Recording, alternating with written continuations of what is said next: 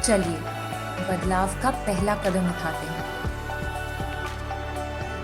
बदलते हैं वो सोच जो लड़कियों से उनके सपने और उनका आत्मविश्वास छीन लेती है, क्योंकि सपनों को हकीकत में बदलने का और आत्मनिर्भर होने का हक सबको है, चाहे वो लड़का हो या लड़की।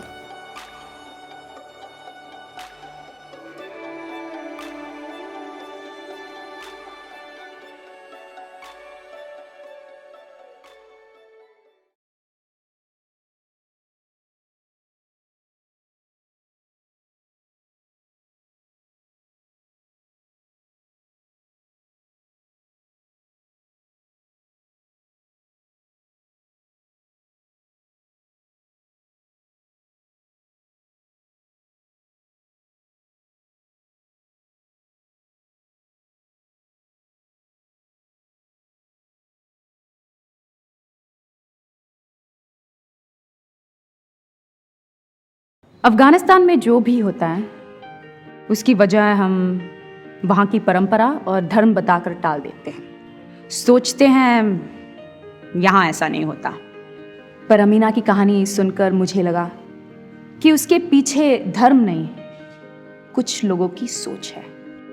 और वो सोच सिर्फ वही नहीं, यहाँ भी है। क्योंकि यहाँ भी तो छोटी उम्र में लड़कियों की शादी कर दी जाती है ना। यहाँ भी तो लड़कियां स्कूल में पढ़ने लिखने की जगह बचपन से ही घर का काम करना सीखती है। और जब आप अमीना की कहानी सुनेंगे तो शायद आपको भी कुछ और समानताएं मिल जाएं।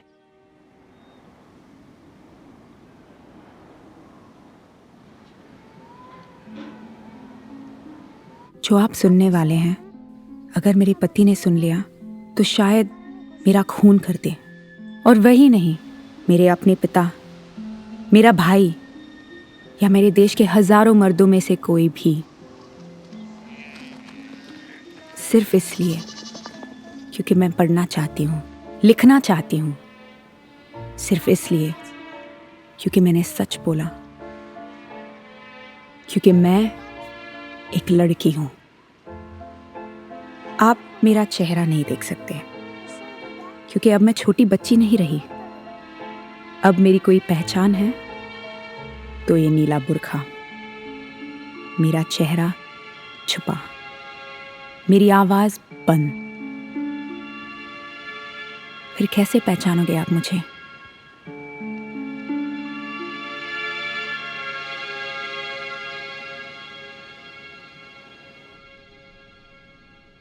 पर मैं बोलूंगी, अपनी आवाज दबने नहीं दूंगी,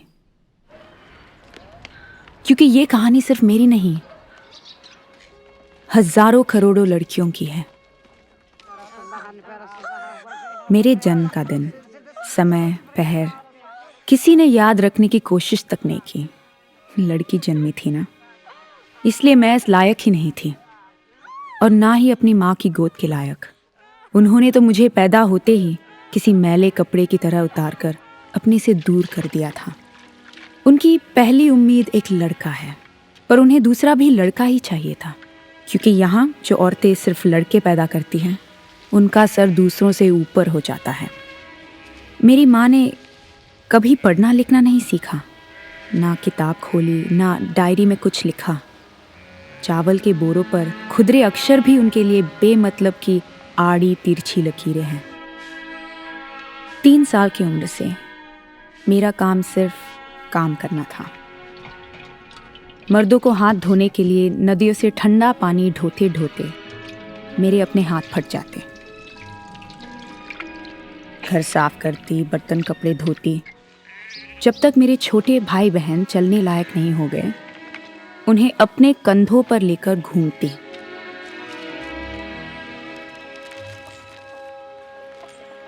मैंने बचपन में ही सीख लिया था कि मेरी जिंदगी मेरी नहीं, दूसरों की है।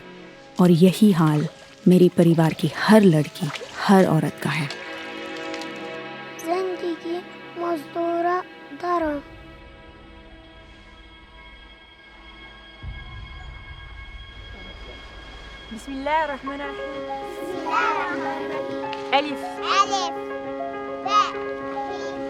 वो कुछ समय जो मैंने स्कूल में बिताया, मेरी जिंदगी का सबसे अच्छा समय था। एक उजरी टूटी दीवार पर टंगा ब्लैक बोर्ड, जिस पर मैंने शब्दों को जोड़ना सीखा।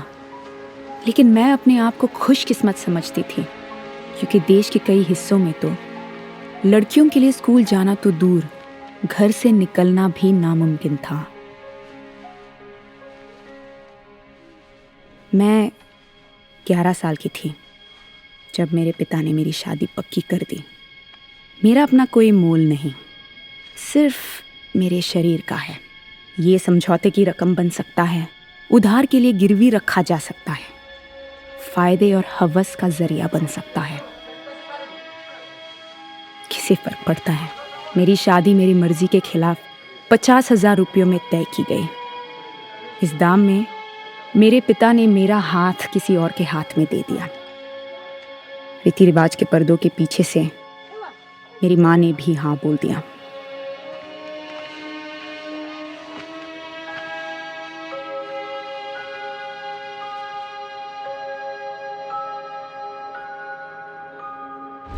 इस सौदे में सबसे बड़ा फायदा मेरे भाई को हुआ।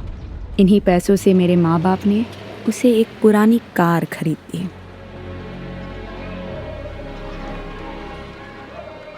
मैं अफगानी हूँ।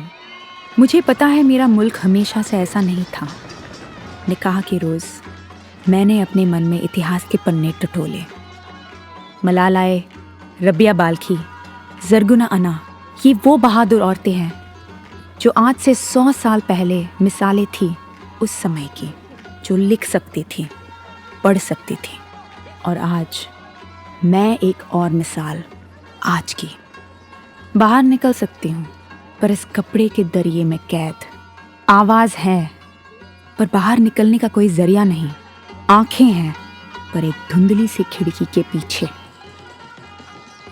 उस पहली रात मेरा पति कुछ नहीं बोला, और जो बीज उसने मुझ में बोया वो उसकी लड़के की ख्वाहिश का था, और मेरे अंदर पनपती गुस्से की आग का। उस रात मैंने कसम ली, मैं सिर्फ सहूंगी नहीं, मैं जीतूंगी।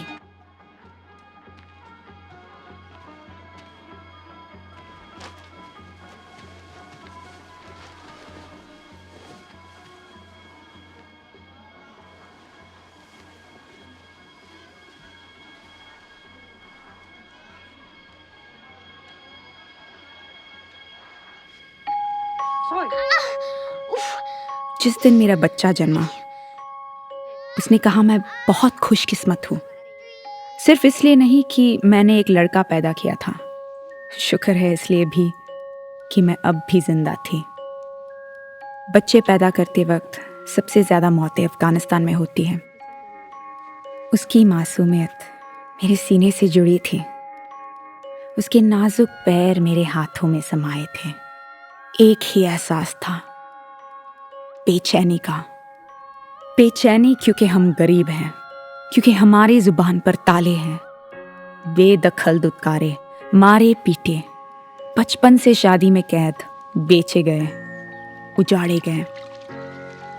आज़ादी ढूंढी तो जलाए गए, सच बोला तो पत्थरों से मारे गए, स्कूल गए तो बंदूकों से उड़ाए गए, जहर पिलाकर सुलाए गए। यही होता आया है। कहकर मुझे मत बहलाओ। तुम्हारी हार मेरा जवाब नहीं। मैंने अज्ञान का साथ तो कब का छोड़ दिया। तुम मेरे साथ हो कहकर मुझे मत फुसलाओ। चुप रहकर तुमने सब बोल दिया। अब मेरे मजहब को, मेरी तहजीब को, मेरी रिवाजों को दोष मत दो। मैं अपनी कसम भूली नहीं। ये सब बदलेगा।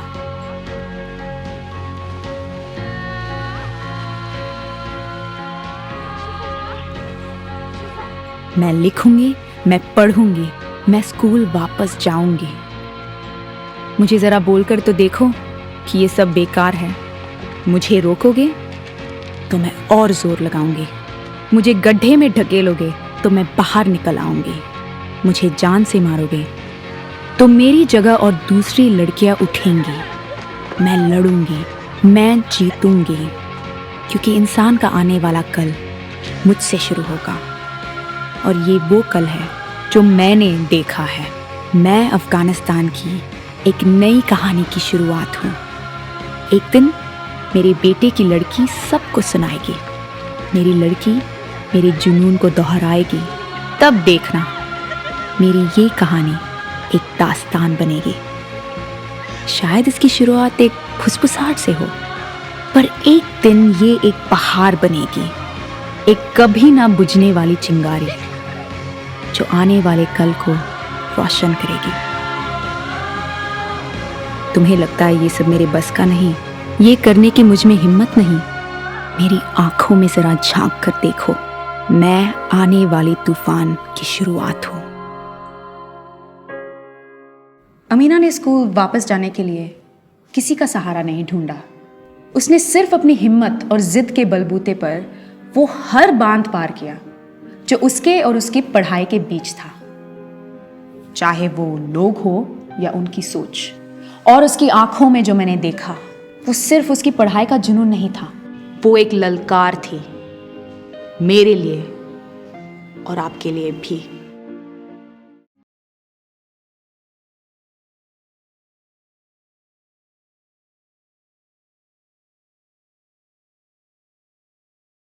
हमारे समाज में लड़कों के लिए क्या सोचते हैं? जब हमारे गांव में कोई लड़का पैदा होता है वो हमारे कुल का दीपक होता है। दीपक ही क्या, वो घर का चिराग होता है। हाँ जी, लड़का तो बुढ़ापे की लाठी होती है। मेरा बेटा तो मेरी आंखों का तारा है, मेरा राज दुलारा है, मेरा अनमोल रतन है। और हमारे समाज में लड़कियों के लिए क्या सोचते हैं? घर की इज्जत होती है बेटियां, इसलिए शर्म ही तो उसका गहना होता है।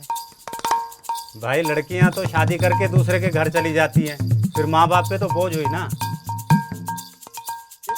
हमारे गांव के सभी लोग कहते हैं कि लड़कियों को ज्यादा पढ़ाने लिखाने की जरूरत नहीं है, उन्हें तो शादी करके ससुराल ही तो जाना होता है। हाँ हाँ, और क्या, पराया धनी तो होती है लड़कियाँ। लड़कियां तो घर की लक्ष्मी होती हैं। एक तरफ बोलते हैं घर की लक्ष्मी और दूसरी तरफ पराया धन। ऐसा क्यों?